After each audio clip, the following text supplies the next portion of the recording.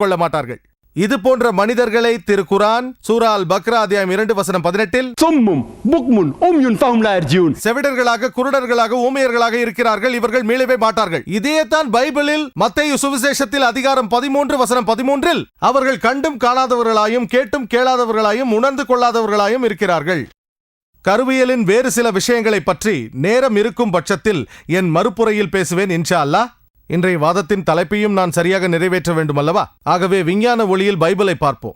வெளிப்புறத்திலிருந்து பார்த்தால் திருக்குரான் சொல்கிறது சூரா அர்-ராத் அத்தியாயம் 13:38 நாம் அநேக காரியங்களை வெளிப்படுத்தி உள்ளோம், ஆனால் 4 பெயர்கள் தான் குறிப்பிடப்பட்டுள்ளது. அது தோரா, ஜபூர், இஞ்சில் மற்றும் குரான். தோராவானது தூதர் மோசேவுக்கு வழங்கப்பட்ட வேத வெளிப்பாடாகும். ஜபூர் என்பது தூதர் தாவீதுக்கு வழங்கப்பட்ட வேத வெளிப்பாடாகும். இஞ்சில் தூதர் இயேசுவுக்கு வழங்கப்பட்ட வேத வெளிப்பாடாகும். திருக்குரான் தான் முடிவானதும் இறுதியானதுமான வேத வெளிப்பாடாகும். அது கடைசி இறை தூதர் முகமது நபி அவர்களுக்கு வழங்கப்பட்டது. ஒரு விஷயத்தை மிக தெளிவாக எல்லோருக்கும் சொல்லிவிடுகிறேன். அதாவது, கிறிஸ்தவர்களால் இறைவனுடைய வார்த்தை என்று நம்பப்படும் இந்த பைபிள் முஸ்லிம்களாகிய நாங்கள் ஏற்றுக்கொண்டுள்ள தூதர் இயேசு அலைஹி வஸல்லம் அவர்களுக்கு அருள் செய்யப்பட்ட இஞ்சில் அல்ல. எங்களை பொறுத்தவரையில் இந்த பைபிளில் இறைவனின் வார்த்தைகளும் இருக்கலாம், ஆனால் இதில் இறை தூதர்களின் வார்த்தைகளும் உள்ளன. வரலாற்று ஆசிரியர்களின் வார்த்தைகள், அதை தவிர அபத்தங்கள், அசிங்கங்கள், மேலும் எண்ணற்ற விஞ்ஞான முரண்பாடுகள் இடம்பெற்றுள்ளன. இதில் விஞ்ஞானத்தோடு ஒத்துப்போகும் வசனங்களும் உள்ளதா? இருக்கலாம், ஏன் இருக்கக்கூடாது? அதில்தான் இறைவனின் வார்த்தையும் சில இருக்கின்றனவே. ஆனால் அதில் இருக்கும் விஞ்ஞான முரண்பாடுகள் மற்றும் விஞ்ஞான அபத்தங்களை இறைவனிடத்திலிருந்து வந்தது என்று சொல்லலாமா? எனது கிறிஸ்தவ சகோதர சகோதரிகளுக்கு ஒரு விஷயத்தை நான் தெளிவுபடுத்த விரும்புகிறேன். பைபிளும் விஞ்ஞானமும் என்ற எனது பேச்சில் எந்த ஒரு கிறிஸ்தவரின் உணர்வையும் காயப்படுத்த வேண்டும் என்பது எனது நோக்கமல்ல. நான் பேசும்போது உங்களை காயப்படுத்தியிருந்தால் அதற்கு நான் மன்னிப்பு கேட்டுக்கொள்கிறேன். என்னுடைய கடுமையான விமர்சனங்கள் ஏனென்றால் இறைவனின் வார்த்தைகளில் அபத்தமோ முரண்பாடுகளோ விஞ்ஞான தவறுகளோ இருக்க முடியாது. இயேசு கிறிஸ்து சொன்னது போல, உண்மையை தேடுங்கள், அது உங்களை விடுவிக்கும். உங்களிடம் பழைய மற்றும் புதிய ஏற்பாடுகள் இருக்கின்றன. இனி நீங்கள் முடிவான இறுதியான ஏற்பாட்டை ஏற்க வேண்டும். அதுதான் திருக்குரான். டாக்டர் வில்லியம் கேம்பலை பொறுத்தவரையில் நான் அவருடன் மிக தாராளமாக நடந்து கொள்ளலாம். ஏனெனில் விஞ்ஞானத்தின் ஒளியில் குரானும் பைபிளும் என்ற நூலை எழுதியிருக்கிறார். அதில் அவர் சில கருத்துக்களையும் வைக்கிறார். அவர் ஒரு மருத்துவரும் கூட. அவரிடத்தில் பெரிய மரபுகளை நான் கடைபிடிக்க தேவையில்லை. ஆனால் மற்ற கிறிஸ்தவ சகோதர சகோதரிகளை பொறுத்தவரையில் என் சொற்பொழிவின் போது உங்களை காயப்படுத்தியிருந்தால் மன்னித்து விடுங்கள். நவீன விஞ்ஞானத்தோடு பைபிள் எப்படி ஒத்துப்போகிறது என்பதையும் பார்ப்போம். முதலில் விண்ணியலை எடுத்துக்கொள்வோம். பைபிள் பிரபஞ்சத்தின் படைப்பை பற்றி பேசுகிறது. துவக்கத்திலேயே முதலாவது நூலாகிய ஆதியாகமத்தில் 1வது அதிகாரத்தில் இப்படி வருகிறது: எல்லாம் வல்ல கர்த்தர் 6 நாட்களில் வானத்தையும் பூமியையும் படைத்தார் என்றும், மேலும் மாலை காலையையும் பற்றி பேசுகிறது. 24 மணி நேரம் கொண்ட ஒரு நாளை பற்றி சொல்கிறது. இன்று விஞ்ஞானிகள் நமக்கு 6 நாட்களில் இந்த பிரபஞ்சத்தை படைக்க முடியாது என்று அவர்கள் நமக்கு மிகவும் தெளிவாக சொல்கிறார்கள். குரானும் 6 ஐயாம்களை பற்றி பேசுகிறது. அரபு மொழியில் யோம் என்பது ஒருமை, ஐயாம் என்பது அதன் பன்மையாகும். இது 24 மணி நேரங்களை கொண்ட ஒரு நாளையும் குறிக்கலாம், அல்லது நீண்ட காலத்தை, ஒரு யுகத்தை, ஒரு காண்டத்தையும் குறிக்கலாம். இந்த பிரபஞ்சம் 6 மிக நீண்ட காலகட்டங்களில் படைக்கப்பட்டிருக்கலாம் என்பதில் எங்களுக்கு எந்த ஆட்சேபனையும் இல்லை என்று விஞ்ஞானிகள் சொல்கிறார்கள். இரண்டாவது, பைபிள் சொல்கிறது ஆதியாகமம் அதிகாரம் 1 வசனங்கள் 3-5 வரை, முதல் நாள் வெளிச்சம் உண்டாயிற்று என்று. வசனங்கள் 14-19 கூறுகின்றன, வெளிச்சத்தின் மூலதளம் நட்சத்திரங்கள், சூரியன் ஆகியவை 4ஆம் நாள் படைக்கப்பட்டனவென்று. வெளிச்சத்திற்கு காரணமான இவை அனைத்தும் 4ஆம் நாள்தான் படைக்கப்பட்டது என்றால் முதல் நாள் வெளிச்சம் எங்கிருந்து வந்தது? இது விஞ்ஞானத்திற்கு முரணானது. மேலும் ஆதியாகமம் அதிகாரம் 1 வசனங்கள் 9-13 பூமி 3ஆம் நாள் படைக்கப்பட்டதாக சொல்கிறது. பூமி இல்லாத நிலையில் இரவும் பகலும் எப்படி வரும்? ஒரு நாள் என்பது பூமியின் சுழற்சியால் நடப்பது. பூமியே இல்லாத நிலையில் இரவும் பகலும் எப்படி வரும்? நான்காவது, ஆதியாகமம் அதிகாரம் 1 வசனங்கள் 9-13 வரை பூமி 3ஆம் நாள் படைக்கப்பட்டதாக சொல்கிறது. வசனங்கள் 14-19 வரை சூரியனும் சந்திரனும் 4ஆம் நாள் படைக்கப்பட்டது என்கிறது. ஆனால் இன்றைய விஞ்ஞானம் நமக்கு பூமி அதன் தாய்க்கோளாகிய சூரியனின் ஒரு பகுதி என்கிறது. ஆகவே சூரியனுக்கு முந்தி அது பிறந்திருக்க முடியாது. இது விஞ்ஞான முரண்பாடு. 5வது, பைபிள் ஆதியாகமம் அதிகாரம் 1 வசனங்கள் 11-13 வரை தாவர வகைகள், மரங்கள், செடிகள், கொடிகள் இவையெல்லாம் 3ஆம் நாள் படைக்கப்பட்டது என்கிறது. ஆனால் சூரியனோ ஆதியாகமம் அதிகாரம் 1 வசனங்கள் 14-19 4ஆம் நாள் படைக்கப்பட்டது. சூரிய வெளிச்சமின்றி தாவரம் எப்படி உருவாக முடியும்? எப்படி வாழ முடியும்? 6வது, பைபிள் சொல்கிறது ஆதியாகமம் அதிகாரம் 1 வசனம் 16 தேவன் 2 வெளிச்சங்களை படைத்தார் என்கிறது. அவை பகல் பொழுதிற்காக பெரிய வெளிச்சமான சூரியனும் இரவு பொழுதிற்காக குறைந்த வெளிச்சமான சந்திரனும் என்கிறது. இதன் உண்மையான மொழிபெயர்ப்பை ஹீப்ரு வசனத்தில் பார்த்தோமேயானால் விளக்குகள் என்று பொருள். தம் சுய வெளிச்சத்தை கொண்ட விளக்குகள். நீங்கள் 2 வசனங்களையும் நன்றாக படித்தால் இது உங்களுக்கு புரிய வரும். ஆதியாகமம் அதிகாரம் 1 வசனங்கள் 16-17 சொல்கிறது வல்லமையுள்ள தேவன் பூமிக்கு வெளிச்சம் கொடுப்பதற்காக அவற்றை வானத்தில் வைத்ததாக சொல்கிறது. அப்படியானால் சூரியனுக்கும் சந்திரனுக்கும் அவற்றுக்கான சொந்த வெளிச்சம் உண்டு என்றளவு அர்த்தம். இது நம் அறிவுக்கு எட்டிய நிலைநிறுத்தப்பட்ட விஞ்ஞான கோட்பாட்டுக்கு முரணானது. சிலர் இதில் சமரசம் பண்ண முயற்சிக்கிறார்கள். அவர்கள் பைபிளில் சொல்லப்பட்டிருக்கும் 6 நாட்கள் குரானில் சொல்லப்பட்டது போல நீண்ட நாட்களை தவிர 24 மணி நேரங்கள் கொண்ட நாட்கள் அல்ல என்கிறார்கள். இது அபத்தம். பைபிளை படித்தால் தெரியும். காலை மாலை என்று தெளிவாக 24 மணி நேரத்தை குறிக்கிறது. நான் உடன்பாட்டு அணுகுமுறையோடு பார்த்தாலும் பிரச்சனை இல்லை. நான் உங்கள் அபத்தமான வாதத்தை ஏற்றுக்கொள்கிறேன். இருப்பினும் இதனால் முதலாவது விஞ்ஞான முரண்பாடாகிய 6 நாளில் படைத்த விவகாரம் தீர்வாகலாம். 2வது முதல் நாள் வெளிச்சம், 3ஆம் நாள் பூமியும் தீர்வாகலாம். மீதமுள்ள 4க்கு தீர்வே கிடையாது. சிலர் மேலும் சொல்கிறார்கள் 24 மணி நேரத்தை உள்ளடக்கிய நாட்களாக இருந்தால் பின்பு ஏன் காய்கறிகளால் சூரிய வெளிச்சம் இல்லாமல் 24 மணி நேரத்தை தாக்குப்பிடிக்க முடியவில்லை? சரி, பரவாயில்லை.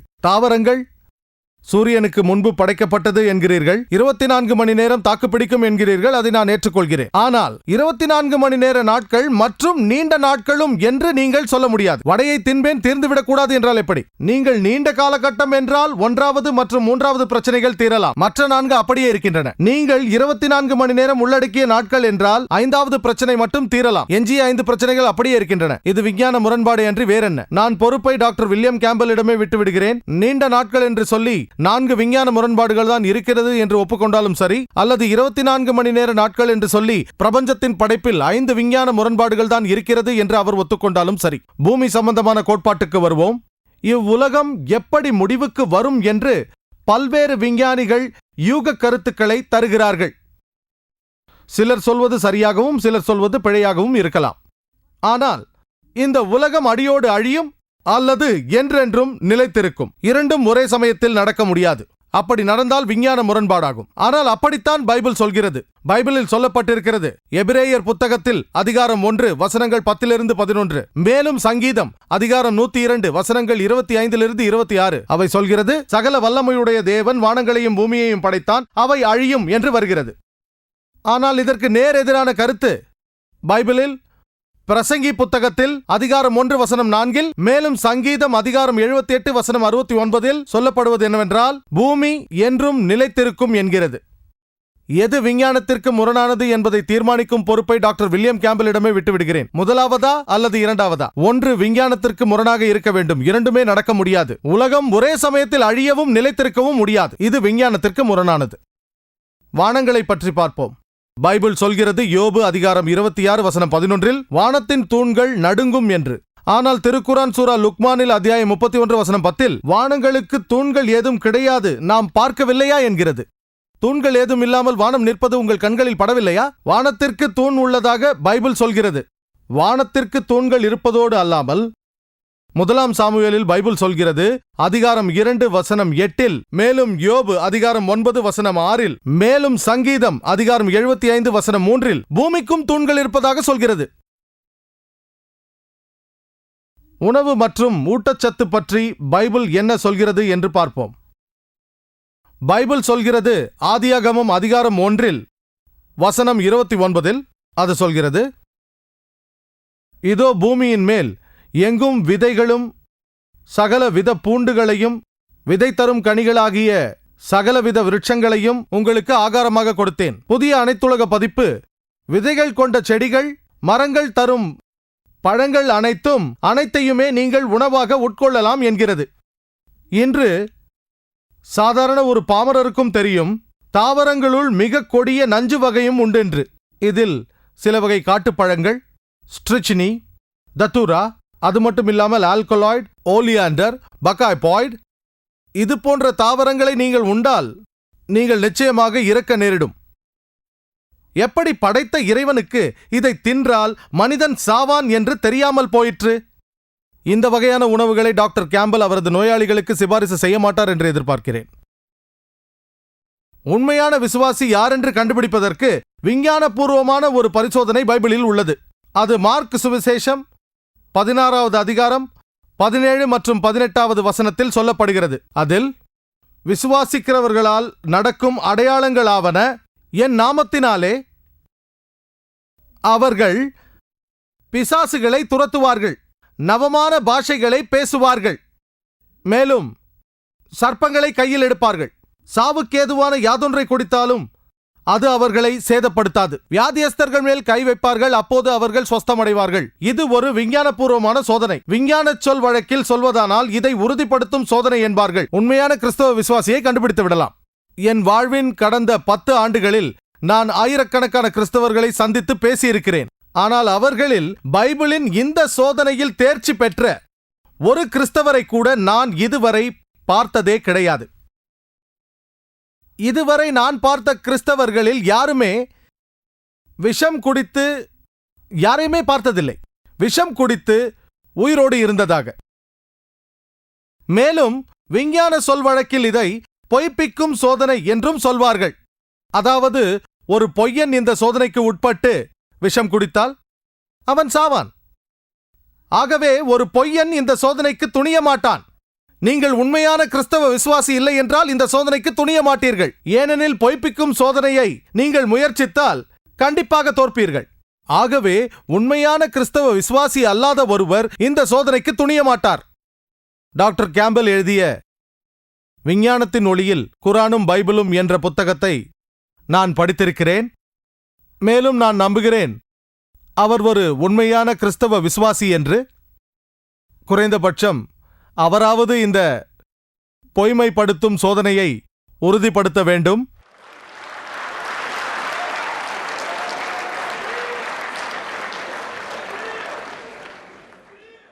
யாரும் பதற்றப்படாதீர்கள். ஆட்கொள்ளி விஷத்தை உட்கொள்ளுமாறு நான் டாக்டர் கேம்பலை வற்புறுத்த மாட்டேன். ஏனென்றால் இந்த வாதத்தை நடக்காமலாக்க நான் விரும்பவில்லை.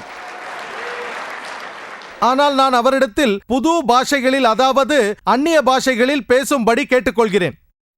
மேலும் உங்கள் அனைவருக்கும் தெரிந்திருக்கும், இந்திய நாட்டில் ஆயிரக்கணக்கான பாஷைகள் உள்ளன. நான் அவரிடத்தில் கேட்பதெல்லாம் 3 வார்த்தைகளை சொல்ல வேண்டும் என்பது.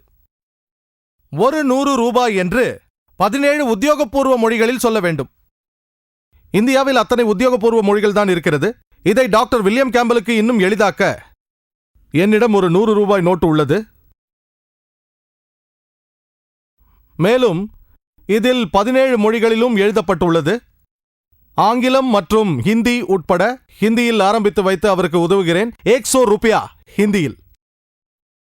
மேலும் 15 மொழிகள் உள்ளன. அதை அவர் வாசித்து காட்டட்டும். மேலும் பைபிளின் சோதனை விதி அப்படித்தானே சொல்கிறது. அவர்கள் அந்நிய மொழியில் பேசுவார்கள் என்றுதானே சொல்கிறது. நான் இதை இன்னும் எளிதாக்குகிறேன். இந்த சோதனையில் இதுவரை யாரும் வெற்றி பெற்றதை பார்த்ததே இல்லை. சரி, அவரால் சொந்தமாக பேச முடியாவிட்டாலும் பரவாயில்லை, அவர் வாசித்தாவது காட்டட்டும். நான் ஏற்றுக்கொள்கிறேன். இதை டாக்டர் வில்லியம் கேம்பலிடம் கொடுக்குமாறு நான் கேட்டுக்கொள்கிறேன். அவருடைய மறுப்புரையில் இதை வாசித்து காட்டட்டும். 15 மொழிகளில் 100 ரூபாய் 3 வார்த்தைகள்தான். நீரியல் பற்றி பைபிள் என்ன சொல்கிறது என்று பார்ப்போம். பைபிளில் ஆதியாகமம் அதிகாரம் 9 வசனங்கள் 13 17 வரை.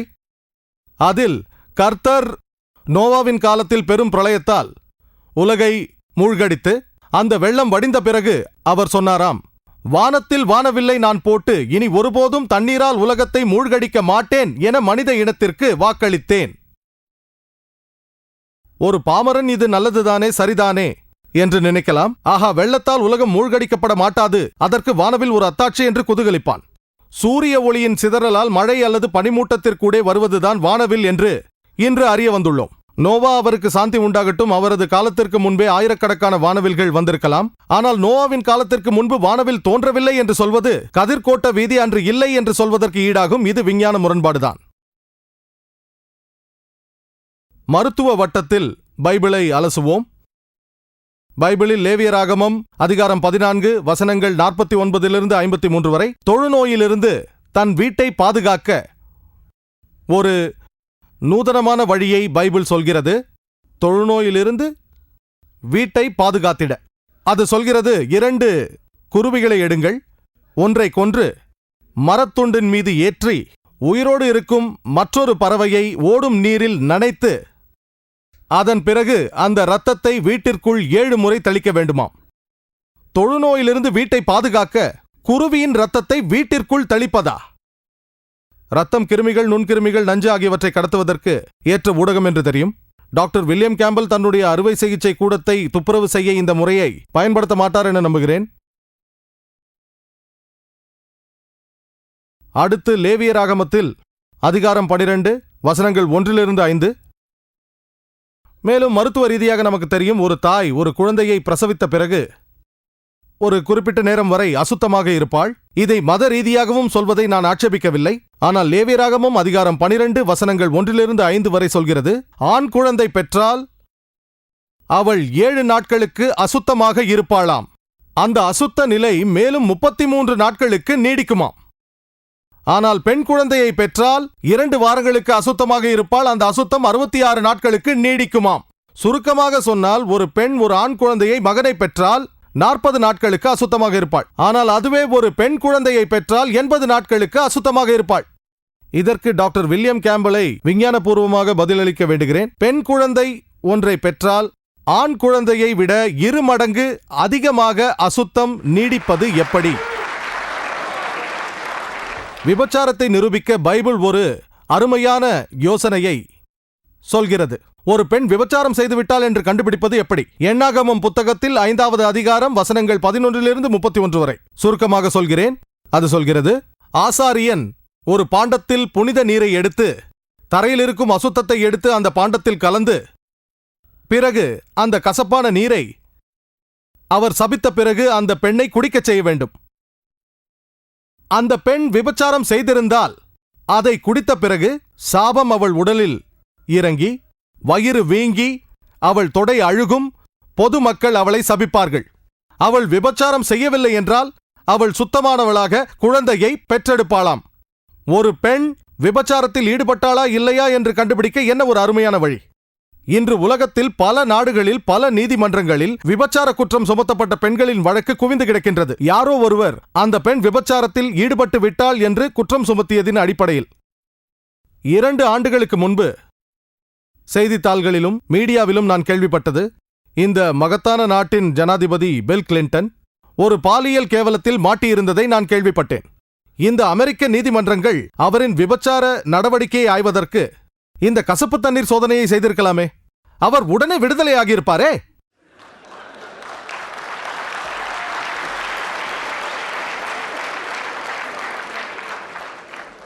இந்த பெரிய நாட்டின் கிறிஸ்தவ பீடங்கள், அதுவும் குறிப்பாக மரியாதைக்குரிய டாக்டர் வில்லியம் கேம்பலைப் போல மருத்துவ துறையில் இருப்பவர்கள் கசப்பு தண்ணீர் சோதனையை செய்து தங்கள் ஜனாதிபதியை காப்பாற்றியிருக்க முடியாதா?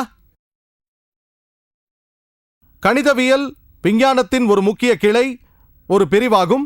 பல பிரச்சனைகளுக்கு கணிதம் தீர்வு தரும். பைபிளில் ஆயிரக்கணக்கான முரண்பாடுகள் இருக்கின்றன. கணக்கில் நூற்றுக்கணக்கானது உள்ளது. நான் சிலவற்றை தொடுகிறேன். எஸ்ரா அதிகாரம் 2 வசனம் 1, மேலும் நெகேமியா அதிகாரம் 7 வசனம் 6. அதன் சுருக்கம், பாபிலோனின் அரசர் நெபுகாத்நேசரால் நாடு கடத்தப்பட்டு இஸ்ரவேலில் கைதிகளாக வைக்கப்பட்டிருந்த மக்கள் பின்பு அவரால் விடுதலை செய்யப்பட்டு தங்கள் நாட்டிற்கு திரும்பிக் கொண்டிருந்தார்கள். அந்த மக்களின் பட்டியல் கொடுக்கப்பட்டுள்ளது. அந்த பட்டியல் எஸ்ரா புத்தகத்தில் கொடுக்கப்பட்டுள்ளது. அதிகாரம் 2 வசனம் 2 63 வரையிலும், மேலும் நெகேமியா அதிகாரம் 7 வசனம் 7 65 வரை உள்ளது. அந்த பட்டியலில் அவர்களது பெயர்களும் எண்ணிக்கையும் கொடுக்கப்பட்டுள்ளது. இந்த 60 வசனங்களில் 18ற்கும் குறையாத இடங்களில் பெயர்கள் சரியாக ஒத்துப்போகின்றன, ஆனால் எண்ணிக்கை மாறுகின்றது. 18ற்கும் குறைவில்லாத முரண்பாடுகள் உள்ளன இந்த 2 அதிகாரங்களில் 60 வசனங்களில். இதோ அந்த பட்டியல். ஒவ்வொன்றாக படிக்க நேரமில்லை. இந்த 60 வசனங்களில் 18ற்கும் குறைவில்லாத இடங்களில் முரண்பாடுகள் உள்ளன. மேலும் சொல்லப்பட்டுள்ளது எஸ்ரா புத்தகத்தில் அதிகாரம் 2 வசனம் 64 இந்த மக்களின் மொத்த தொகையையும் கூட்டினால் 42,360 என்று உள்ளது. மேலும் நெகேமியா அதிகாரம் 7 வாசித்தால் வசனம் 66 இந்த தொகை ஒத்துப்போகிறது, 42,360. ஆனால் எல்லா வசனங்களையும் கூட்டி பார்த்தால், நான் வீட்டில் கூட்டி பார்த்தேன், இதுதான் எஸ்ராவின் பட்டியல், இது நெகேமியாவின் பட்டியல். எஸ்ரா அதிகாரம் 2, நெகேமியா அதிகாரம் 7. இதை நாம் கூட்டி பார்த்தோமேயானால் எஸ்ரா அதிகாரம் 2 அதன் எண்ணிக்கை 42,360 அல்ல, மாறாக 29,818 இருக்கிறது. மேலும் நெகேமியாவின் எண்ணிக்கையை கூட்டி பார்த்தால் அங்கும் 42,360 அல்ல, மாறாக 31,089 தான் வருகிறது. பைபிளின் ஆசிரியர் என்று சொல்லப்படும் எல்லாம் வல்ல கடவுளுக்கு இந்த சாதாரண கணக்கு கூட தெரியவில்லையே. துவக்க பள்ளிக்கூட கல்வி மட்டும் பயின்ற சாதாரண நபரிடம் இந்த கேள்வியை கேட்டால் கூட சரியாக பதில் கூறுவார். இந்த 60 வசனங்களில் வரும் கணக்கை கூட்டி பார்ப்பது மிக எளிது. எல்லாம் வல்ல கடவுளுக்கு கணக்கு போட தெரியவில்லை. நவுதுபில்லா. இதை நாம் இறைவனின் வார்த்தைகள் என்று கருதினால் அது தவறு. மேலும் எஸ்ரா அதிகாரம் 2 வசனம் 65 200 பாடகர்களும் பாடகிகளும் இருந்ததாக சொல்கிறது. நெகேமியா அதிகாரம் 7 வசனம் 67 245 பேர் இருந்ததாக சொல்லப்படுகிறது. அங்கு 200 பேரா அல்லது 245 பேர் இருந்தார்களா? சம்பவம் ஒன்றுதான், கணக்குதான் முரண்பாடாக உள்ளது. மேலும் பைபிளில் 2ஆம் ராஜாக்கள் அதிகாரம் 24 8வது வசனத்தில் யோயாக்கின் எருசலேமின் ராஜாவான போது அவருக்கு 18 வயது என்று சொல்லப்பட்டுள்ளது. அவர் 3 மாதங்கள் அரசாண்டாராம். 2ஆம் நாளாகமம் அதிகாரம் 36 வசனம் 9 அரசனான போது யோயாக்கினுக்கு 8 வயதுதான் இருந்தது, அவர் 3 மாதம் 10 நாட்கள் அரசாண்டாராம். அரசனான போது யோயாக்கினுக்கு 18 வயதா அல்லது 8 வயதா? 3 மாதம் அரசாண்டாரா அல்லது 3 மாதம் 10 நாட்களுக்கு அரசாண்டாரா? மேலும் சொல்லப்பட்டுள்ளது 1ஆம் ராஜாக்கள் அதிகாரம் 7 வசனம் 26 சாலமோனின் ஆலயத்தில் 2000 குடங்கள் தண்ணீர் கொள்ளும் நீர்த்தொட்டிகள் இருந்ததாக சொல்லுகிறது. 2ஆம் நாளாகமம் அதிகாரம் 4 வசனம் 5 3000 குடங்கள் தண்ணீர் என்று சொல்கிறது. எது சரி, 2000 அல்லது 3000? இதை முடிவு செய்யும் பொறுப்பை டாக்டர் வில்லியம் கேம்பலிடம் விட்டுவிடுகிறேன். இதில் தெளிவான கணக்கு முரண்பாடு உள்ளது என்று தெரிகிறது. மேலும் 1ஆம் ராஜாக்கள் அதிகாரம் 15 வசனம் 33 ஆசாவின் ஆட்சியில் 24வது வருடத்தில் பாஷா இறந்ததாக சொல்கிறது. ஆனால் 2ஆம் நாளாகமம் அதிகாரம் 16 வசனம் 1 சொல்கிறது ஆசாவின் ஆட்சியில் 36ஆம் வருடத்தில் பாஷா யூதாவின் மீது படையெடுத்ததாக சொல்கிறது. இறந்து போன 10 ஆண்டுகளுக்கு பிறகு எப்படி பாஷா படையெடுக்க முடியும்? இது விஞ்ஞான முரண்பாடு. என்னுடைய கேள்விகளுக்கு டாக்டர் வில்லியம் கேம்பல் பதில் தருவதை எளிதாக்க எனது கேள்விகளை வரிசைப்படுத்தி சுருக்கமாக சொல்கிறேன். முதலாவது, பூமியும் வானங்களும் படைக்கப்பட்டது. பிரபஞ்சம் 24 மணி நேரங்களை உள்ளடக்கி 6 நாட்களில் படைக்கப்பட்டது. இரண்டாவது, ஒளி பிறப்பதற்கு மூலகாரணி பிறப்பதற்கு முன்னே ஒளி பிறந்தது. மூன்றாவது, பூமி பிறப்பதற்கு முன்னரே நாள் படைக்கப்பட்டது. நான்காவது, சூரியனுக்கு முன்பாகவே பூமி பிறந்தது. ஐந்தாவது, சூரிய ஒளி பிறப்பதற்கு முன்னரே தாவரம் பிறந்தது. ஆறாவது, சந்திரனின் வெளிச்சம் அதன் சுய வெளிச்சமே. ஏழாவது, இந்த பூமி அழிந்து விடுமா அல்லது என்றென்றும் நிலைக்குமா?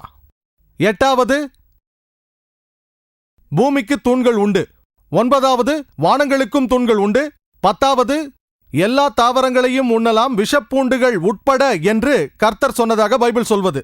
11வது, மார்க் சுவிசேஷம் 16ஆம் அதிகாரம் 17-18 வசனங்களில் விஞ்ஞானபூர்வமான பொய்மைப்படுத்தும் சோதனை.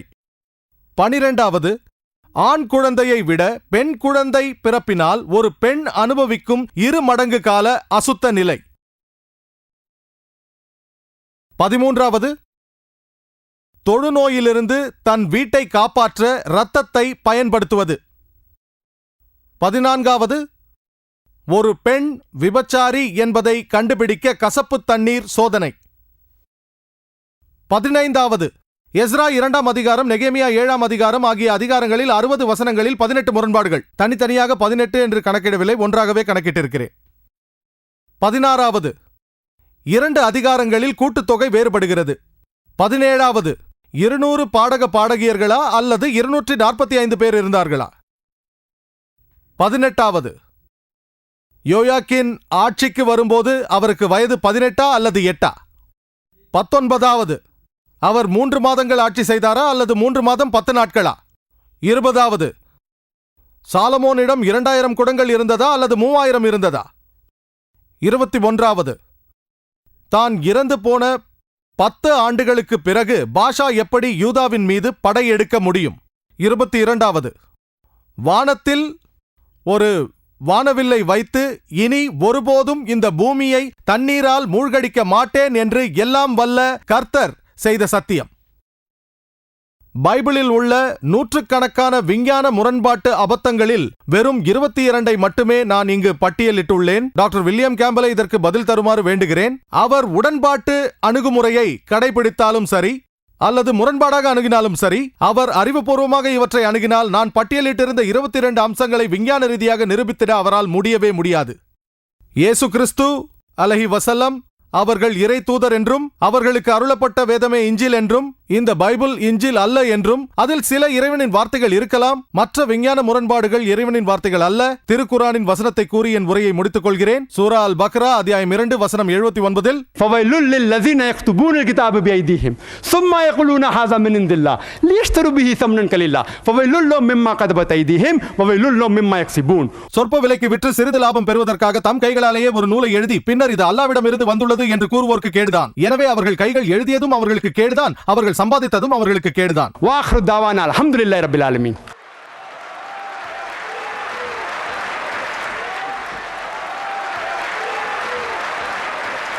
உங்கள் அனைவரையும் நான் அன்போடு கேட்டுக்கொள்வது என்னவென்றால், அமைதியாக இருந்து இந்த நிகழ்ச்சி முடியும் வரை ஒத்துழைக்குமாறு கேட்டுக்கொள்கிறேன்.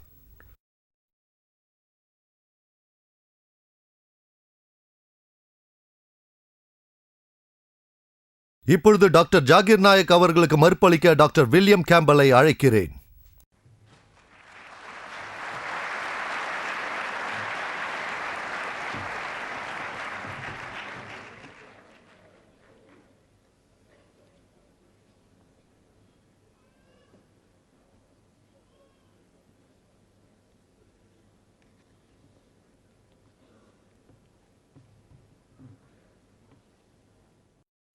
டாக்டர் நாயக் சரியான சிக்கலில் என்னை மாட்டிவிட்டிருக்கிறார். ஆனாலும் குரான் சம்பந்தமான அவருடைய விளக்கங்களில் எனக்கு திருப்தி இல்லை. அலக்காவும் முதுகாவும் இன்னும் பெரிய பிரச்சனைதான். ஆனால் அது அவர் கருத்து, இது என் கருத்து. கடைசியாக கலைந்து செல்லும் போது அவரவர் சிந்தித்துப் பாருங்கள். மார்க்ஸ் விசேஷத்தில் வரும் விஷ பரிசோதனை பற்றியெல்லாம் பேசி உண்மையான கிறிஸ்துவர் ஒருவரை கூட சந்தித்ததில்லை. அப்படி ஒருவர் இருந்தார், ஆனால் அவரை இங்கே கொண்டு வர முடியாது, ஏனெனில் அவர் ஏற்கனவே தேவனளவில் போய் சேர்ந்து விட்டார். அவர் பெயர் ஹெரி ரென்க்ளிஃப். தெற்கு மொராக்கோவில் ஒரு ஊரில் வசித்து வந்தவர். அவரை அவரது நண்பர் என்று நினைத்துக் கொண்டிருந்த ஒருவர் அவரை விருந்திற்காக அழைத்தார். அவர் மனைவியையும் மகனையும் கூட அழைத்து வரச் சொல்லியிருந்தார். நமது நண்பரும் அதை ஏற்றுக்கொண்டார். அப்போது யாரோ ஒருவர் கதவை தட்டி, உங்கள் சாப்பாட்டில் விஷம் கலந்திருக்கிறது என்றார். இப்போது வாசித்துக் காட்டிய அதே விஷப்பரீட்சை வசனத்தைத்தான் ஹாரியும் சுட்டிக் காட்டினார். போவதென்று முடிவுக்கு வந்த மட்டும் போயே தீருவேன் என்றார். விருந்துக்கழைத்த நண்பரோடு சாப்பாட்டு மேஜையில் அமர்ந்தபோது குஸ்குஸ் உணவு பரிமாறப்பட்டபின் விருந்து தருபவர் கவனிக்காத நேரத்தில் தட்டுகளை மாற்றிவிடலாமா என்று பார்த்தார். ஆனால் அதற்கு வாய்ப்பு கிடைக்கவில்லை. ஆகவே அவர் அதை புசித்தார். அவர் மனைவியும் புசித்தார். அவரால் அதிகமாக உண்ண முடியவில்லை. மகனுக்கு ஏற்கனவே உணவு கொடுத்து விட்டார்கள். ஆனால் ஹாரி சாப்பிட்டார். அன்று இரவு அவருக்கு வயிற்று வலி வந்தது, இரத்த வாந்தியும் வந்தது. ஆனாலும் பிழைத்துக் கொண்டார். 2 நாட்களுக்குப் பிறகு விருந்தளித்தவரின் வீட்டுக் கதவை தட்டினார். கதவை திறந்தவருக்கு ஹாரியை பார்த்த அதிர்ச்சியில் முகமெல்லாம் வெளுத்துவிட்டது. அவர் அளித்த விருந்துக்கு ஹாரி நன்றி சொன்னார். ஆகவே ஒரு உதாரணத்துக்காகத்தான் நான் இதை சொன்னேன். அது மட்டுமல்லாமல் இயேசு யூதர்களுக்காக மட்டும் அனுப்பப்பட்டதாக சொன்னீர்கள். யூதர்களிடத்தில் மட்டுமே போங்கள், புற ஜாதியினரிடம் போக வேண்டாம். சரி, குரான் கூட மரியாளை பற்றி பேசுகிறதே. அவர் சொல்கிறாரே, எந்த ஒரு ஆண்மகனையும் நான் அறியேனே. மேலும் குரான் 19வது சூரா 21வது வசனத்தில், நாம் அக்குழந்தையை மக்களுக்கு சான்றாகவும் கருணையாகவும் ஆக்குவதற்காகவே இவ்வாறு செய்கிறோம் என்று. மத்தேயு 4:9, ஒரு ஸ்திரீ வந்து இயேசுவின் பாதங்களை அபிஷேகம் பண்ணினாள். அவர் சொன்னார், எங்கு எப்போது இந்த சுவிசேஷம் இந்த உலகத்தில் பிரசங்கிக்கப்படும் போதும் இந்த ஸ்திரீ செய்ததும் பிரஸ்தாபிக்கப்படும். மேலும் மத்தேயு 28 இயேசுவானவர் வானத்தை நோக்கி ஏற ஆயத்தமாக இருக்கையில் அவர் சொல்கிறார், உலகம் அனைத்தும் சென்று இந்த சுவிசேஷத்தை போதிப்பீராக. ஆனால் இது முரண்பாடு அல்ல. யூதர்களிடத்தில் மட்டுமே செல்வீராக என்று அவருடைய சீடர்களுக்கு அவர் சொன்னது உண்மை. ஏனெனில் அது யூதர்களுக்கு அளிக்கப்பட்ட ஒரு தனிப்பட்ட வாய்ப்பு. பைபிளில் ஒரு கதை உண்டு. கதை என்று சொல்லக்கூடாது அல்லவா, அது ஒரு சரித்திரம். இயேசு அத்திமரத்தடியில் வருகிறார். அந்த அத்தி மரமே 3 ஆண்டுகளாக பழம் தரவில்லை. அதனால் அப்படி சொல்லப்பட்டது. நான் அதை பிடுங்கி எறியவா? இயேசுவின் பதில், இல்லை. மேலும் 1 வருடம் அப்படியே விடுங்கள், அது செழிப்படைந்து பழம் தருகிறதா என்று பாருங்கள். இவை இஸ்ரவேலை சுட்டிக்காட்டி சொல்லப்பட்ட ஓமான கதையாகும். அவர்களுக்கு அவர் 3 ஆண்டுகள் போதித்தார், மேலும் ஒரு அரை ஆண்டு போதிப்பார். ஆனால் வேறு பல கதைகளும் உண்டு. மேலும் அவர் சொன்னார், எல்லாம் சரி, அந்த ஆசீர்வாதம் உங்களிடமிருந்து எடுக்கப்பட்டு புறஜாதியருக்கு கொடுக்கப்படும்.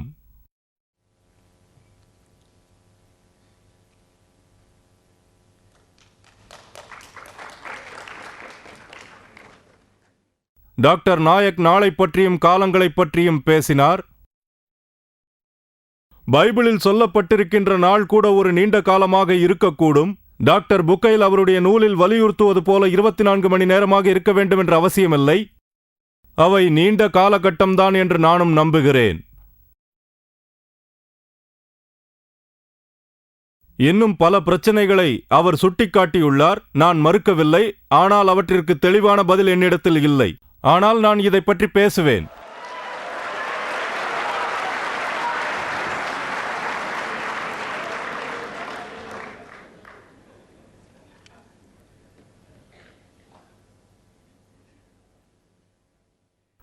அவர் 2 தன்மையான தண்ணீர் பற்றி பேசினார், நல்ல தண்ணீரும் உப்பு தண்ணீரும். அவர் தந்த விளக்கத்தில் எனக்கு உடன்பாடில்லை. குரான் சொல்கிறது, 2 வகை தண்ணீர்களை இறைவன் தடையின்றி ஓட வைத்து 2ஐயும் சந்திக்க வைக்கிறான். சந்திக்கின்ற இடத்தில் ஒரு தடுப்பு உள்ளது. அப்படிப்பட்ட அந்த தடுப்பை அவை மீறுவதில்லை. உம்முடைய இறைவனின் அருட்கொடைகளில் எதை பொய்யாக்குகிறீர்கள்? இந்த இடத்தில் வருகின்ற தடுப்பு என்பதை பர்சக் என்ற சொல்லில் வருகிறது. இதற்கு பல அர்த்தங்கள் உண்டு. இடைவெளி, உடைவு, தடை என்றெல்லாம் வரும். இதே தகவல் 25வது அத்தியாயமாகிய அல் ஃபுர்கானின் 53வது வசனத்திலும் வருகிறது. 2 கடல்களை ஒன்றிணைத்து வைத்திருப்பவன் அவனே. ஒன்று சுவையும் இனிமையும் வாய்ந்தது, மற்றொன்று உப்பும் கசப்பும் கலந்தது. மேலும் 2க்கும் இடையே ஒரு திரை, ஒரு தடுப்பு இருக்கிறது. அது தடுத்துக் கொண்டிருக்கிறது. அந்த சொற்றொடர் மீற முடியாதவாறு தடை செய்துள்ள தடுப்பு ஒரு மூல வேர்களிலிருந்து வரும் 2 சொற்கள். அரபு மொழியில் ஒன்றை வலியுறுத்துவதற்காக பயன்படுத்தப்படும் ஒரு சொல் ஹிஜர், அதாவது விலக்கப்பட்ட, தடுக்கப்பட்ட, தடை செய்யப்பட்ட என பல பொருள்களை தரக்கூடிய கனமான சொற்கள். இதில் 2வது சொல் வினைச்சொல்லின் கடைசி தொகுப்பு. அதற்கும் அதே அர்த்தம்தான். ஆகவே வார்த்தைக்கு வார்த்தை மொழிபெயர்ப்பதனால் அவன் இறைவன் அவற்றிற்கிடையே ஒரு தடுப்பை உண்டாக்கி ஒரு தடையை வைத்தான். டாக்டர் புகாயில் சுருக்கமாக இதை அலசுகிறார்.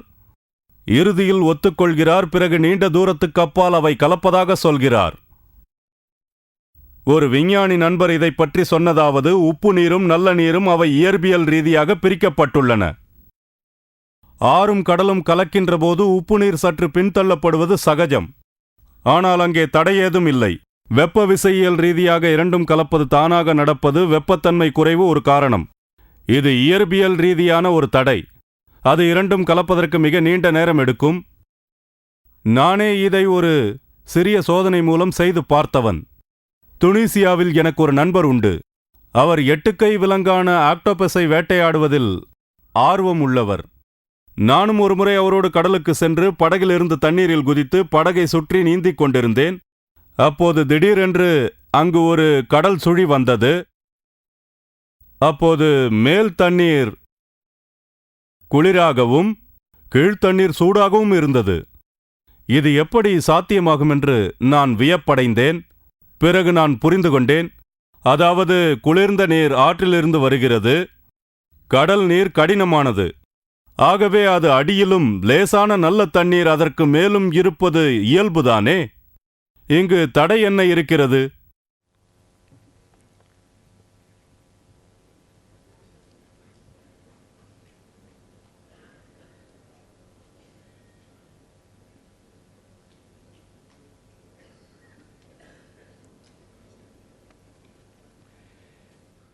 டாக்டர் நாயக் மொழிகளைப் பற்றி பேசினார்.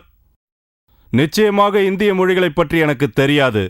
ஏன் அமெரிக்க மொழிகளையும் கூட நான் அறிந்தவனல்ல. என்னை பொறுத்தவரை நான் தெளிவாக சொல்ல வேண்டுமென்றால் இந்தியா அமெரிக்கா என்ற வேறுபாடெல்லாம் எனக்கு இல்லை. அவர் பைபிளிலிருந்து சொன்னாரே, அது சீடர்களுக்கு போதிக்கப்பட்ட மொழி பற்றியது. அது ஒரு அற்புத செயல்பாடு. அங்கே அப்போது அந்த காலகட்டத்தில் இருந்த மக்கள் பேசிய மொழிகள்தான் அவை. அவை சாமானியமான பிரபலமில்லாத மொழிகள் அல்ல. ஸ்பெயினிலிருந்து யாராவது வந்தால் நிச்சயம் சீடர் அவரோடு ஸ்பானிய மொழியில்தான் பேசுவார். துருக்கியிலிருந்து ஒருவர் வந்தார் என்று வையுங்கள், நிச்சயம் அங்கிருக்கும் வேறொரு சீடர் அவரோடு துருக்கி மொழியில்தானே பேசுவார்.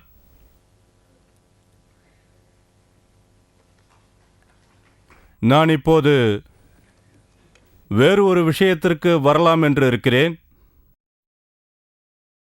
சாட்சிகளைப் பற்றி நான் பேசப் போகிறேன். உபாகமத்தில் தேவன் மோசேவை பார்த்து பேசுகிறார். உண்மையான தீர்க்கதரிசியை அறிவது பற்றியது. எலியா ஒரு உதாரணம். குரானிலே இல்யாஸ் என்று வரும். அவர் அரசரிடத்தில் சென்று அவரிடம் சொன்னார், நான் சொல்லும் வரை மழை பெய்யாது. 6 மாதமாகியும் மழை இல்லை. 1 வருடமாகியும் மழை இல்லை. ஒரு முறை துனிசியாவில் ஒரு ஆண்டு முழுவதும் மழை பெய்யவில்லை. பிறகு 2 வருடம் மழை இல்லை. பிறகு 3 வருடம், 3.5 வருடம். அதற்கு பிறகு எலியா அரசனிடம் சென்று நாம் ஒரு போட்டி வைப்போம் என்றார். கார்மல் மலைக்கு சென்று அங்கே போட்டி வைத்துக் கொண்டனர். அரசன் தோற்றான். குரானிலே வரும் இல்யாஸ் ஒரு அற்புதமான வெற்றியை அடைந்தார் என்று. பிறகு இல்யாஸ் என்ன செய்தார் என்றால், முழங்காலிட்டார், மழையை வேண்டினார். மழை வந்தது. ஆகவே எலியாதான் முதல் சாட்சி. அவர் சொன்னாரே, நான் சொல்லும் வரை மழை பெய்யாது என்று. அவரே முதல் சாட்சி. கடவுள் மழையை பெய்வித்த போது எலியா முழந்தாளிட்டாரே. ஆகவே கடவுளே 2ஆம் சாட்சியாகிறார். மற்றொரு உதாரணம் சொல்கிறேன். கிமு 750 எசாயா யூதர்கள் வெளியேற்றப்பட்டார்கள். அவர்கள் வெளியேற்றப்படுவார்கள் என்று தீர்க்க தரிசனமாக சொல்லியிருந்தார். பிறகு சைரஸ் திருப்பிக் கொண்டு வருவான். யார் இந்த சைரஸ்? 250 ஆண்டுகளுக்கு பின்னால் வந்த பாரசீக சிலை வழிபாட்டு அரசன். அவன் யூதர்களை திருப்பி இஸ்ரேலுக்கு, அதாவது பாலஸ்தீனத்திற்கு அனுப்பி வைத்தான். லண்டனில் சைரஸ் சிலிண்டர் என்று ஒன்று உண்டு. அதில் விவரங்கள் உள்ளன. நீங்கள் கேட்கலாம், இயேசு தீர்க்க தரிசனங்கள் செய்தாரா? இயேசு அவற்றை நிறைவேற்றினாரா? இயேசு அற்புதங்கள் செய்தாரா?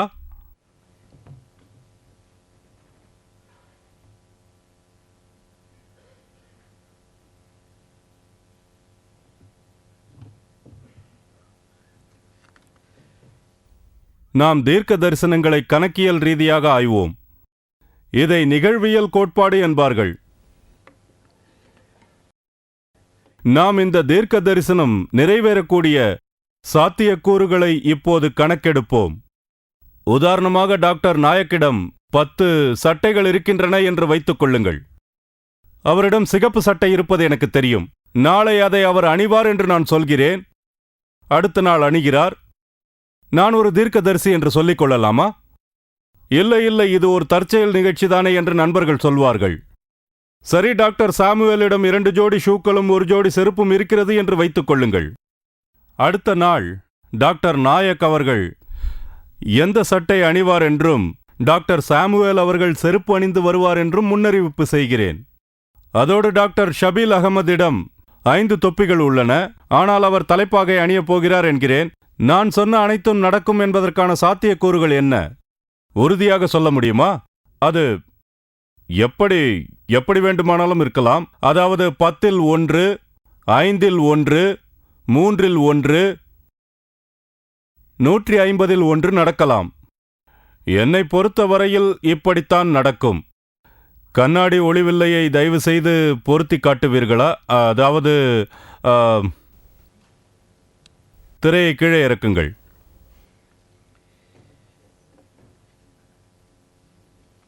நேரம் போய்கொண்டே இருக்கிறது. நாம் 10 தீர்க்க தரிசனங்களை பார்த்தாக வேண்டும். முதலில் 10 தீர்க்க தரிசனங்களையும் வரிசையாக பார்ப்போம்.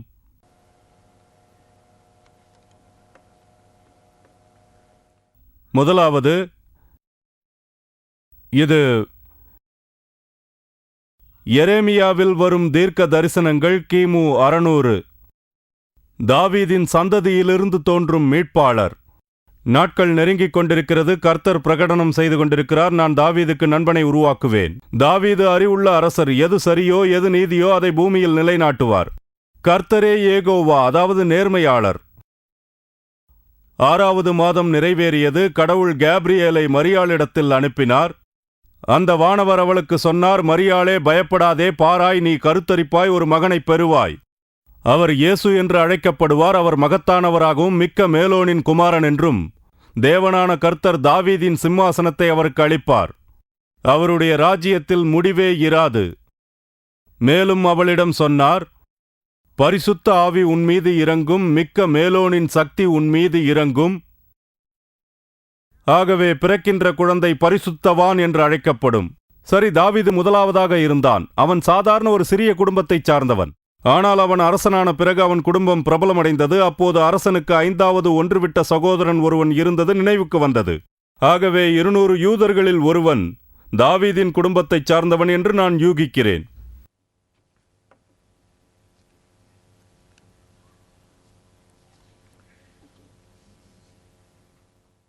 இரண்டாவது தீர்க்க தரிசனம், பெத்லஹேமில் நிரந்தர ஆட்சியாளர் பிறப்பார். மீகா கிமு 750. நீ ஒரு பெத்லஹேம் ஈஃப்ரத்தா, யூதாவின் கூட்டத்தைச் சார்ந்த சாமானியரே, உங்களிலிருந்து எனக்கு ஒருவர் கிடைப்பார், அவரே இஸ்ரவேலினை ஆழ்வார். அவருடைய மூலம் மிக பூர்வீக காலத்தை சார்ந்ததாகும். நிறைவேற்றம், யோசேப்பும் மரியாளும் நாசரேத்தில் வசித்திருந்த போதிலும் சீசர் அகாஸ்தீஸின் உத்தரவின் பேரில் மரியாளை யோசேப்பு தனது சொந்த ஊராகிய நாசரேத்திற்கு அழைத்துச் சென்று விட்டார். அந்த நிறைவேற்றத்தில் இப்படி வருகிறது. யோசேப்பு கலிலியிலிருந்து நாசரேத் நகரத்திலிருந்து தாவீதின் பட்டணமாகிய யுதேயாவுக்கு சென்றார். அதையே பெத்லஹேம் என்பர். ஏனெனில் அவர் தாவீதின் வம்சாவழியைச் சேர்ந்தவர். அங்கிருக்கும் போதுதான் அவர் தனது முதற் குழந்தையான மகனைப் பெற்றார். பெத்லஹேமில் பிறப்பதில் உள்ள வாய்ப்பு என்ன? 200 கோடி மக்கள் உலகத்தில் பிறக்கிறார்கள். அதாவது மீகாவிலிருந்து இன்று வரை பெத்லஹேமில் 7000 பேர் வசிக்கிறார்கள். ஆகவே 2,80,000 பேரில் ஒருவன் பெத்லஹேமில் பிறந்தான். மூன்றாவது தீர்க்க தரிசனம், ஒரு தூதர் மீட்பாளர் வருகைக்கான பாதையை ஆயத்தப்படுத்துவார். இது மல்கியா 3ஆம் அதிகாரம் 1வது வசனம், கிமு 400. இதோ நான் என் தூதனை அனுப்புகிறேன், அவன் எனக்கு முன்பாக போய் வழியை ஆயத்தம் பண்ணுவான். அப்போது நீங்கள் தேடுகின்ற ஆண்டவரும் நீங்கள் விரும்புகின்ற உடன்படிக்கையின் தூதனுமானவர் தம்முடைய ஆலயத்துக்கு தீவிரமாய் வருவார். இதோ வருகிறார் என்று சேனைகளின் கர்த்தர் சொல்கிறார். இது நிறைவேற்றம். மறுநாள் யோவான் ஞானஸ்நானகன் யஹ்யா இப்னு ஜக்ரியா இயேசு தன்னை நோக்கி வருவதை பார்த்து சொன்னார், தேவனின் ஆட்டுக்குட்டியே, உலகத்தின் பாவத்தை அகற்றுபவரே என்றார். இவரை பற்றித்தான் நான் சொன்னேன், எனக்கு பிறகு எனக்கு முன்னைய படித்தரத்தில் உள்ள ஒரு மனிதர் வருவார், அவர் எனக்கு முன்னரே இருந்தவர். குர்ஆனும் இந்த வரலாறை ஒத்துக்கொள்கிறது. அல் இம்ரான் அத்தியாயம் 3 39 45 வசனம் அதில் வருகிறது, இறைவனின் வார்த்தையின் உண்மைக்கு சாட்சியாக இருந்த யஹ்யா வருகிறார்.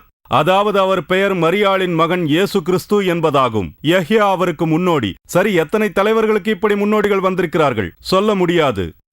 1000 ஒரு தலைவருக்குத்தான் இப்படியான ஒரு முன்னோடி வருகிறார் என்பேன்.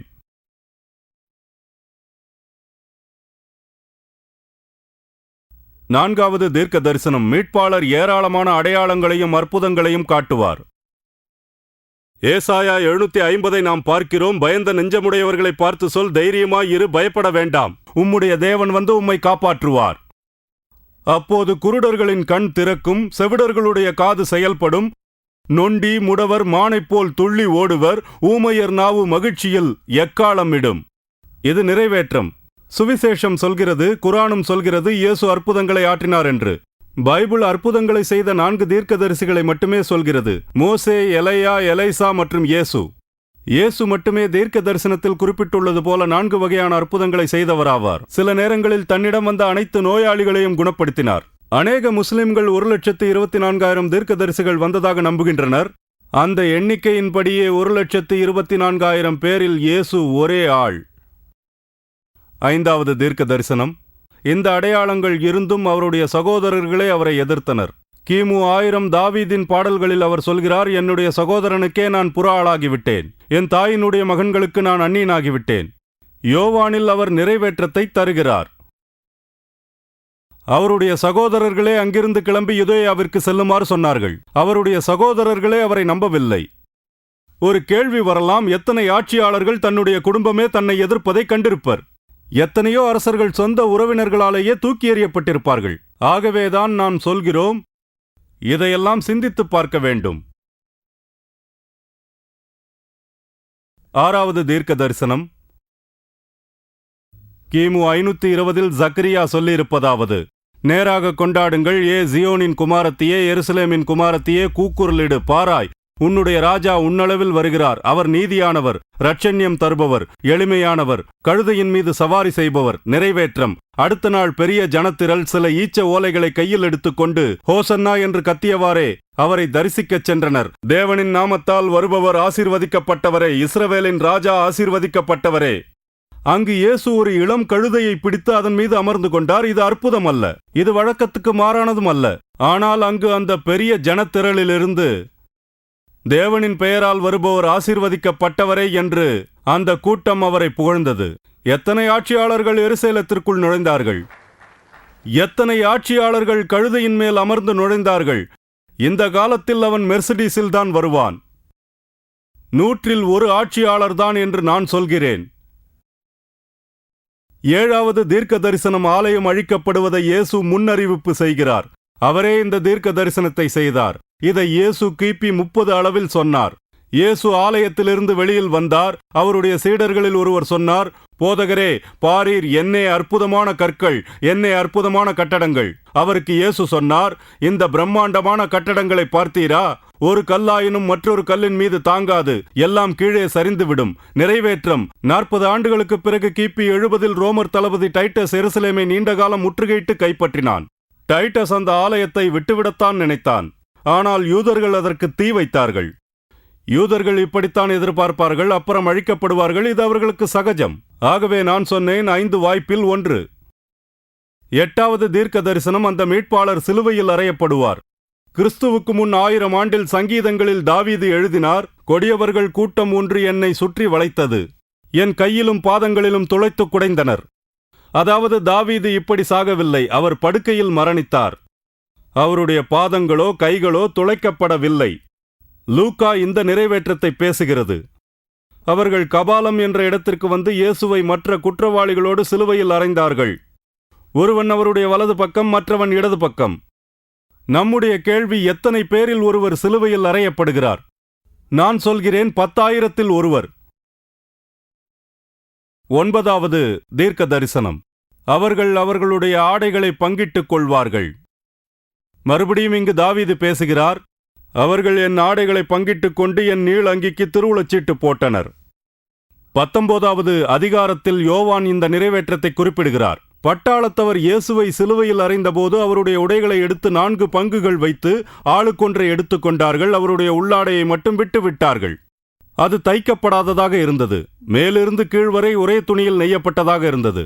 அதை கிழிக்க வேண்டாம், திருவுளச்சீட்டு மூலம் முடிவு செய்வோம் என்றார்கள். சரி, எத்தனை குற்றவாளிகளிடம் தைக்கப்படாத ஆடை இருக்கும்? நீங்களே முடிவு செய்து கொள்ளலாம். ஆனால் நான் 100 என்பேன்.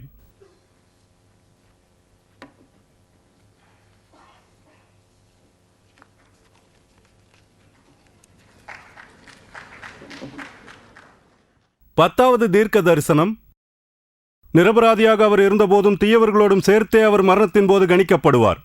கிமு 750 ஏசாயா சொன்னார், அவருடைய சமாதி தீயவர் மற்றும் செல்வந்தரோடு சேர்ந்தே அமையும். இத்துணைக்கும் அவர் வன்முறையாளரோ ஏமாற்றுபவரோ அல்ல. ஆனாலும் அவர் வரம்பு மீறியவர்களோடு சேர்த்தே பார்க்கப்பட்டார். இந்த நிறைவேற்றத்தை பற்றி மத்தேயு சொல்கிறார். அவரோடு 2 கொள்ளையர்களையும் சேர்த்து சிலுவையில் அறைந்தார். மாலை நெருங்கிய போது யோசேப்பு என்ற இயேசுவின் செல்வந்த சீடர் ஒருவர் அரிமத்தேயாவிலிருந்து வந்தார். பிலாத்துவிடம் போனார். இயேசுவின் உடலை கேட்டார். அதை சுத்தமான ஒரு மெல்லிய துணியில் சுற்றி தன்னுடைய சொந்த கல்லறைக்குள் வைத்தார். கொலை தண்டனை நிறைவேற்றப்பட்ட குற்றவாளிகள் எத்தனை பேர் நிரபராதிகளாயிருந்திருப்பார்? நான் சொல்வேன், 10ல் 1. எத்தனை நிரபராதிகள் அல்லது குற்றவாளிகள் செல்வ செருக்கர்களோடு புதைக்கப்பட்டனர்? நான் சொல்கிறேன், 100ல் 1. அது 1000ல் 1 என்றாகிறது. இறுதியில் அந்த தீர்க்க தரிசனம் இறந்த பிறகு அவர் இறப்பிலிருந்து மீண்டெழுவார். திரும்பவும் எசேயா சொல்வதை பார்ப்போம். உயிர் வாழும் மண்ணிலிருந்து அவர் அகற்றப்பட்டார். அவர் இறந்து விட்டார். தேவன் அவருடைய வாழ்க்கையை அல்லலுக்குள் ஆக்கிவிட்ட போதிலும் அவர் அவருடைய குழந்தைகளை பார்ப்பார். அவருடைய நாட்கள் நீடிக்கும். இதோ இங்கு ஒரு தீர்க்க தரிசனம், அதாவது அவர் உயிர் தெழுவார் என்பது. லூக்கா சொல்கிறார், இயேசு அவர்கள் மத்தியில் எழுந்து நின்று அவர்களை பார்த்து சொன்னார், உங்கள் மீது சாந்தி உண்டாவதாக. இதை பற்றி பவுல் சுருக்கமாக சொல்கிறார். 1 கொரிந்தியர் 15வது அதிகாரம். இயேசு பேதுருவுக்கு முன்னாலும் பிறகு 12 முன்னாலும் அதன் பிறகு அதே நேரத்தில் 500க்கும் அதிகமான அவரது சகோதரர்களின் முன்னால் தோன்றினார். அவர்களுக்குள் அநேகர் இன்னும் ஜீவித்திருக்கிறார்கள். பிறகு இயேசுவின் கருவழிச் சகோதரனான ஜேம்ஸுக்கு முன்னால் தோன்றினார். சரி, இதெல்லாம் ஒரு மதிப்பீடு செய்ய முடியாதது. இப்போது நாம் ஒரு கணக்கெடுத்து பார்ப்போம். சரி, இப்படி உலகத்தில் 10 தீர்க்க தரிசனங்களும் நிறைவேற்றப்பட்ட எத்தனை பேருக்கு ஒருத்தர் இருப்பார்? இந்த கேள்விக்கு பதிலாக நாம் போட்ட கணக்குகள் அத்தனையும் பெருக்கி பார்க்க வேண்டும். எனக்கு அதையெல்லாம் படிக்க நேரமில்லை. ஆனால் விடை 2ல் 1 என்பதுதான். 10க்கு 2.78 தடவை, அதாவது 28 சுழியங்கள். நாம் இதை மிகவும் எளிதாக்கி 1 பெருக்கல் 10க்கு 28 என்று கணக்கிடுவோம். நமக்கு கிடைச்ச மிகச்சிறந்த தகவலின்படி வாழ்ந்த மனிதர்கள் 8800 கோடி என்பதே. அதை நாம் மேலும் சுருக்கி 1 பெருக்கல் 10க்கு 28 என்று ஆக்குவோம். இந்த 2 எண்களையும் வகுப்பது மூலமாக அன்றிலிருந்து இன்று வரை வாழ்ந்த மனிதர்களுள் 10 தீர்க்க தரிசனங்களையும் நிறைவேற்றும் வாய்ப்பினை பெற்றவர் 10க்கு 17ல் 1 என்று வரும். இப்படி கற்பனை செய்வோமே. டெக்சாஸ் மாநிலம் முழுவதையும் $1 நாணயத்தை பதித்துக்கொண்டே சென்று ஒவ்வொரு இடமாக பதித்துக்கொண்டே சென்றால் அதில் ஒரு நாணயத்தை குறியிட்டு அந்த நாணயத்தை டெக்சாஸ் மாநிலம் முழுவதும் தேடி கண்டுபிடியுங்கள் என்று சொன்னால் அது எப்படி சாத்தியமாகும்? அது சாத்தியமா என்று கேட்டால் சாத்தியமில்லை என்றுதான் பதில் வரும். கண்டுபிடிப்பது மிகவும் கஷ்டமான காரியம்.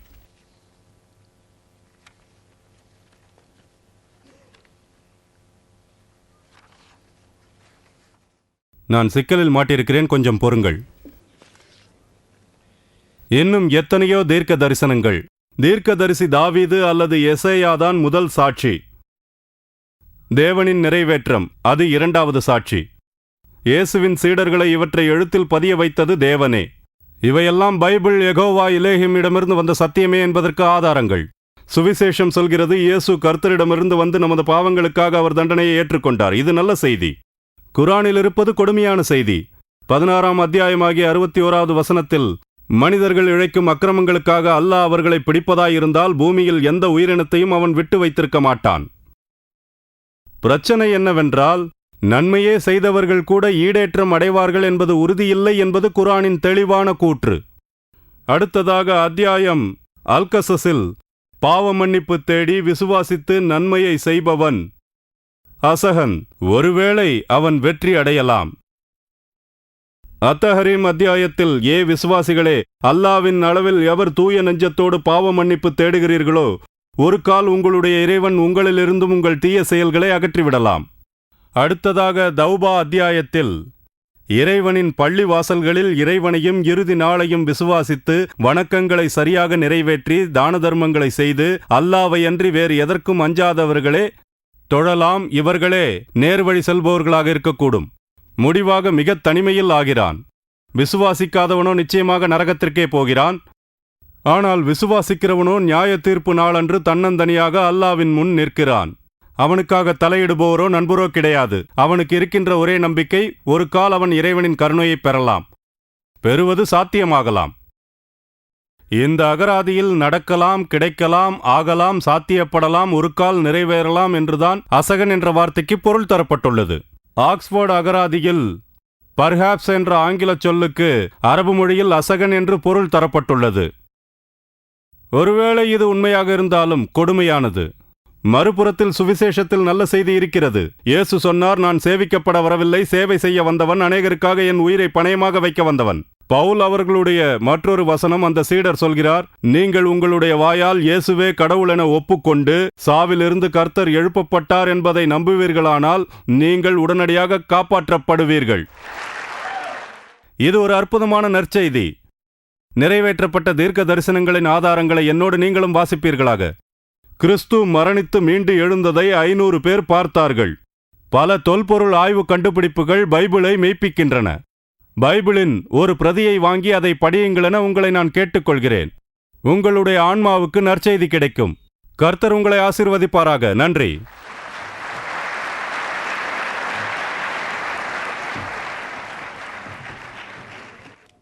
இப்பொழுது நான் டாக்டர் ஜாகீர் நாயக் அவர்களை டாக்டர் வில்லியம் கேம்பல் அவர்களுக்கு பதில் தருமாறு அழைக்கிறேன்.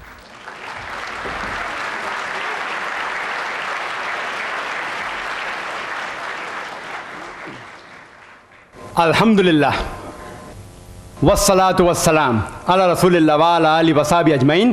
அம்மா பாத். அஊது பில்லாஹி மினஷ் ஷைத்தானிர் ரஜீம். பிஸ்மில்லாஹிர் ரஹ்மானிர் ரஹீம். அஃபலா யததப்பரூனல் குர்ஆன வலவ் கான மின் இன்தி கைரில்லாஹ் லவஜது ஃபீ இக்திலாஃபன் கஸீரா. பிஸ்மில்லாஹிர் ரஹ்மானிர் ரஹீம். ரப்பி இஷ்ரஹ் லி ஸத்ரி வயஸ்ஸிர் லி அம்ரி வஹலுல் உக்தத்தம் மின் லிசானி யஃப்கஹு கௌலி. மரியாதைக்குரிய டாக்டர் வில்லியம் கேம்பல் அவர்களே, மேடையில் இருப்போர்களே, மரியாதைக்குரிய பெரியோர்களே மற்றும் சகோதர சகோதரிகளே, உங்கள் அனைவரையும் மறுபடியும் இஸ்லாமிய முகமனை கூறி வரவேற்கிறேன். அஸ்ஸலாமு அலைக்கும் வரஹ்மத்துல்லாஹி வபரகாத்துஹு. எல்லாம் வல்ல இறைவனின் சாந்தியும் கருணையும் உங்கள் அனைவரின் மீதும் இறங்குவதாக. டாக்டர் வில்லியம் கேம்பல் நான் பட்டியலிட்ட 22 விஷயங்களில் வெறும் 2 மட்டுமே தொட்டார். வெறும் 2 மட்டும்.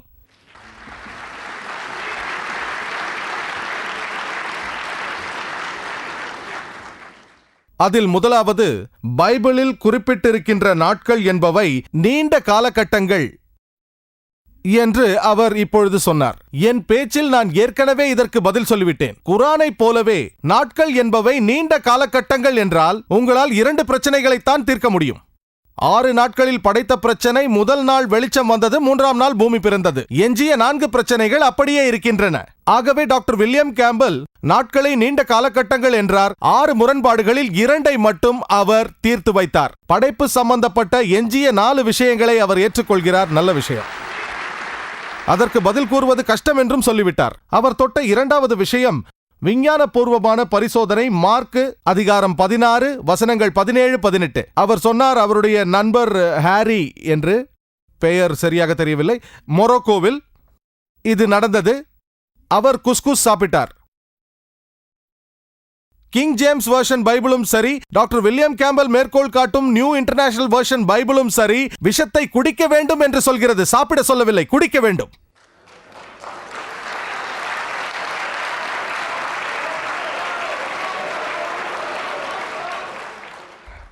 சரி சரி, பரவாயில்லை, அவர் சாப்பிடுவதாகவே வைத்துக் கொள்வோம், பிரச்சனை இல்லை. மொரோக்கோவில் இருக்கும் ஒரு மனிதர் 200 கோடி கிறிஸ்தவர்கள் உலகத்தில் இருப்பதாக சொல்கிறார்கள். ஒருவர் கூட முன்வரவில்லையா? 200 கோடியில் ஒருவர் கூட? நான் டாக்டர் வில்லியம் கேம்பலை ஒரு உண்மையான கிறிஸ்தவர் என்று நினைத்தேன். அவரை இந்த சோதனையில் தேர்ச்சி பெற சொன்னேன். ஏற்கனவே இறந்து போன அவர் நண்பரை அல்ல.